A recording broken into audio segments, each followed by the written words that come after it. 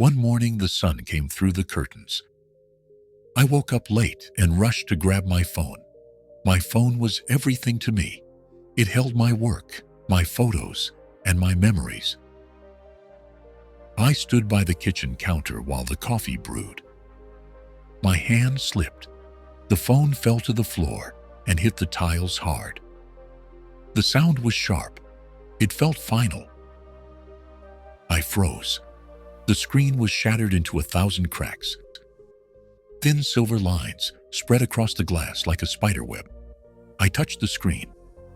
It felt sharp. My chest tightened. My heart raced. My mind screamed, "No!" Anger rushed in. I slammed the phone on the table. My whole day felt broken, just like the glass in my hand. Thought paced around the room. I thought of the photos stored inside. My family. My mother smiling during our last vacation together, before she became sick. Now those memories felt broken too. Work calls and deadlines waited for me. I touched the screen again. It flickered, but it still worked. I didn't notice that at first. My anger blinded me. I only saw the damage. Hours passed. I left the phone on the table and walked outside. I went to the park and sat on a bench. Children were playing. One boy dropped his toy and began to cry. His mother picked it up, hugged him, and said, "It's still fun." Something shifted in me. Soft. Gentle. I walked back home and picked up the phone again. The cracks were there, but the light still came through. The phone still worked. My anger had been useless. I sat quietly and looked at the broken screen. The cracks reminded me of life itself. Fragile. Impermanent, yet still moving. I remembered a Zen story of a monk with a broken ball. He laughed and said, "It holds tea still." I realized the same truth. Even broken life functions. The cracks only show us how fragile things are. I felt calm for the first time since morning. I took the phone to a shop later and got it fixed. But the lesson stayed in me. The cracked glass taught me more than a perfect screen ever could. That evening, as rain fell outside, I thought about the phone again.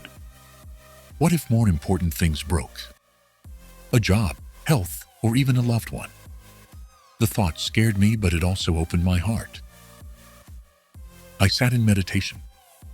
I closed my eyes and breathed slowly. I felt the truth of impermanence. Flowers bloom and fade. Seasons change.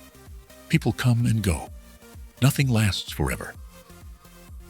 Dreams came that night. In them, my phone became my heart. Cracked open, but filled with light. It was not broken. It was beautiful. I woke up feeling peaceful. The next day, I picked up the phone gently. I typed a note. "Thank you for still working." I smiled. Gratitude filled me. At the office, my boss shouted about a late project. The old me would have raged. But now I simply said, "We will fix it." Like the phone. Like life. Things break. We repair or we learn. At lunch, I told a friend about my cracked screen. She laughed and showed me her broken phone too.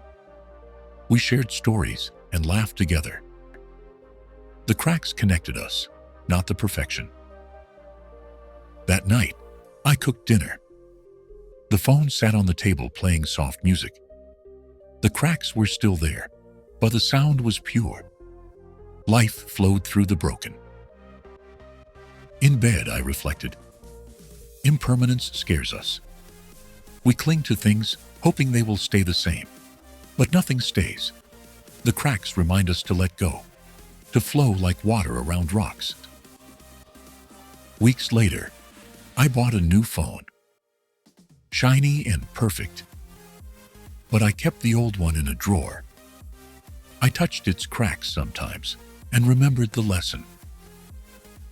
Soon after, my mother's health worsened.